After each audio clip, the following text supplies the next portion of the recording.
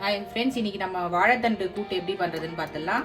அதுக்கு வாழைத்தண்டு எடுத்துகிட்டு நான் சைடில் இருக்கிறதெல்லாம் கட் பண்ணி போட்டுட்டேன். அது உள்ளே இருக்கிறதுலையும் சைடில் வந்து பாதி ஸ்க்ரேப் பண்ணிடணும். நல்லா பண்ணிவிட்டு நடுவில் இருக்கிற பார்ட்டு மட்டும் இப்படி எடுத்துக்கணும். இப்படி எடுத்துக்கின்னு இப்படி கட் பண்ணி பார்க்கணும். இப்படி கட் பண்ண சொல்ல கட் பண்ணிவிட்டு நடுவில் இப்படி கை வச்சு பார்க்கணும் நார் வருதான்னு சொல்லிட்டு. இதில் நார் வரல, இது நல்லா இருக்குது. இது வாழைத்தண்டு சில இதில் நார் வரும். இப்படி ஒரு ஒரு ஸ்லைஸ் இப்படி கட் பண்ணிவிட்டு ஒரு ரவுண்ட் கட் பண்ணிவிட்டு இப்படி பார்த்தீங்கன்னா இப்படி இங்கே சுற்றி பார்க்கணும் நார் எதா வருதான்னு. எனக்கு கொஞ்சமாக தான் வந்துடுது. இது மாதிரி நிறைய வந்துச்சுன்னா இது எடுத்து ஒரு ரவுண்டும் கட் பண்ணி பார்க்கணும். ஒரு ரவுண்டும் கட் பண்ண சொல்லவும் இந்த மாதிரி கட் பண்ணதில் இப்படி திருப்பி பார்க்கணும் நார் வருதானே. இதில் எதுவுமே நார் வரலை, அதனால இதை நம்ம வந்து கட் பண்ணிக்கலாம். நார் வரா மாதிரி தான் ஒவ்வொரு ரவுண்டும் கட் பண்ணிவிட்டு நீங்கள் வந்து அதை சுற்றி பார்க்கணும் வருதா அப்படின்னு சொல்லிட்டு. அதை எடுத்துட்டா தான் கூட்டு நல்லாயிருக்கும், இல்லைனா வாயில் வரும் நம்மளுக்கு. இப்போ 8 வாட்டி இதை சின்னதாக கட் பண்ணிக்கலாம். எல்லாம் ஒன்றா வச்சு சின்னதாக கட் பண்ணிக்கலாம்.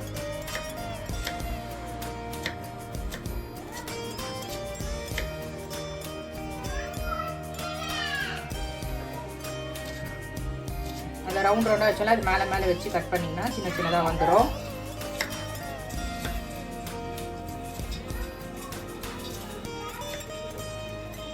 இது மாதிரி எல்லாம் கட் பண்ணிட்டு காமிக்கிறேன். இப்போ வாழைத்தண்டு கூட்டுக்கு தேவையான பொருட்கள் பார்த்துக்கலாம். இதில் கடலைப்பருப்பு 2 டீஸ்பூன், 1/4 ஆழாக்கு துவரம்பருப்பு எடுத்திருக்கேன். துவரம்பருப்பு தான் 1/4 ஆழாக்கு எடுக்கணும். சும்மா ஒரு கை மட்டும் கடலைப்பருப்பு அதில் போட்டுன்னு வேக வச்சு எடுத்து வச்சுருக்கேன். வாழைத்தண்டு நல்லா அந்த நாரெலாம் எடுத்துகிட்டு சின்னதாக கட் பண்ணி வச்சுருக்கேன். ஒரு மீடியம் சைஸ் வெங்காயம், ஒரு 4 to 5 பச்சை மிளகா, ஒரு 3 பல்லு பூண்டு, ஒரு மீடியம் சைஸ் தக்காளி எடுத்து வச்சிருக்கேன். இது வந்து தேவையான பொருட்கள். இப்போ நம்ம எப்படி பண்றதுன்னு பார்த்துடலாம். 2 டேபிள் ஸ்பூன் ஆயில் ஊற்றிக்கலாம். லாஸ்ட்ல 2 டேபிள் ஸ்பூன் கீ ஊற்றிக்கினா டேஸ்ட் நல்லா இருக்கும். இப்போ இதில் வடகம் போட்டுக்கலாம். வடகம் இல்லாதவங்க கடுகு உளுத்தம் பருப்பு பெருங்காயம் போட்டுக்கோங்க. இது வடகத்தில் எல்லாமே இருக்கு, அதனால நான் வடகம் மட்டும் போட்டுக்கிறேன்.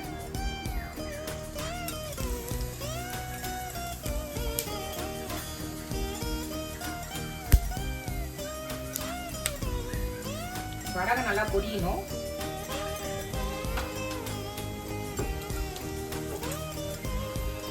வடகம் நல்லா பொரிஞ்ச உடனே நம்ம பூண்டு கட் பண்ணி வச்சிருக்கோம் இல்லைங்களா, அந்த பூண்டு 3 பல்லு பூண்டு சின்னதாக கட் பண்ணி வச்சிருக்கேன், அது போட்டுக்கிறேன்.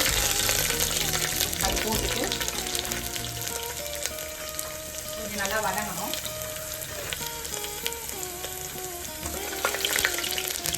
அது லைட்டாக வதங்கின உடனே நம்ம ஆனியன் போட்டுக்கலாம். ஆனியனும் பச்சை மிளகாவும் போட்டுக்கலாம்.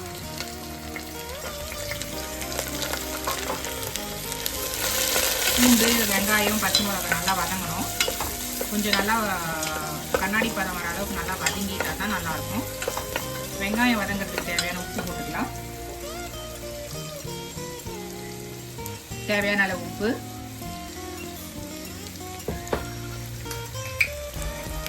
மஞ்சத்தூள், ஒரு சிட்டிகை மஞ்சத்தூள் போட்டுக்கலாம்.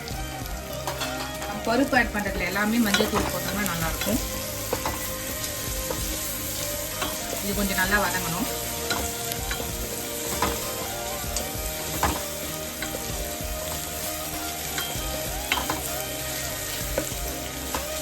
கொஞ்சம் மீடியமாக வதங்கின உடனே நம்ம கட் பண்ணி வச்சிருக்க தக்காளி போட்டுக்கலாம்.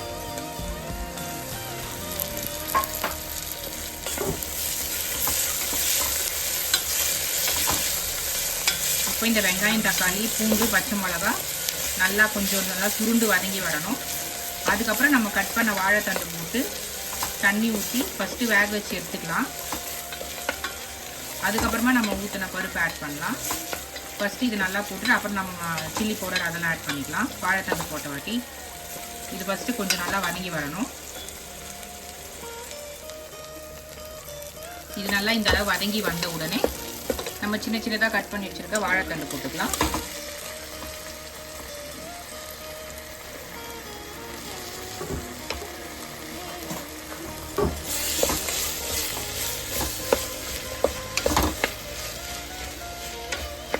வாழைத்தண்டுக்கு தேவையான சில்லி பவுடர் போட்டுக்கலாம். நான் 2 டேபிள் ஸ்பூன் போடுறேன். நம்ம பச்சை மிளகாவும் போட்டிருக்கோம், அதனால் அதுக்கேற்ற மாதிரி காரம் பார்த்து போட்டுக்கலாம்.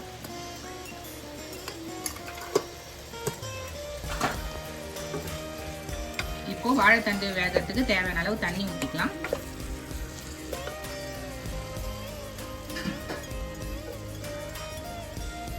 ஒரு வாழைத்தண்டுக்கு நான் வந்து 2 கப்பு தண்ணி ஊற்றுறேன். நம்ம பருப்புல ஆல்ரெடி வேக வச்சு வச்சிருக்கோம், அதுலேயும் தண்ணி இருக்கும், அதனால பார்த்து ஊற்றிக்கோங்க, இல்லைன்னா ரொம்ப தண்ணி ஆகிடும்.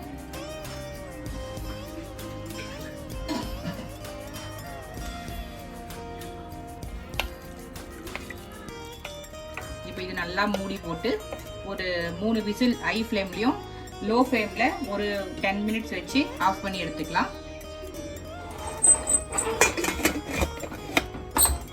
நான் ஹை ஃப்ளேமில் ஒரு 3 விசில் வச்சு எடுத்துக்க போகிறேன்.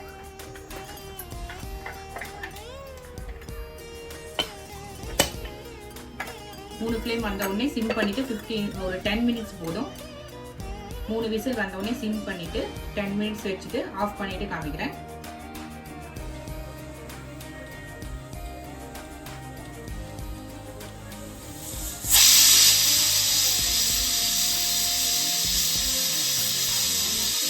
நம்ம இப்போ சிம் பண்ணிக்கலாம். சிம் பண்ணி 10 மினிட்ஸ் வச்சுட்டு ஆஃப் பண்ணிடலாம். இப்போ ஸ்டீம் எடுத்துட்டு வெந்திருக்கான்னு பார்த்துடலாம்.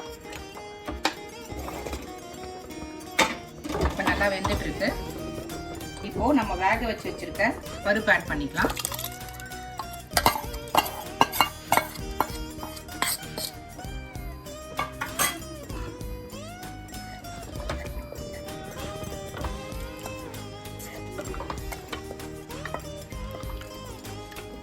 இது நல்லா கொதிக்கணும், நல்லா கொதிச்சு திக்காகணும்.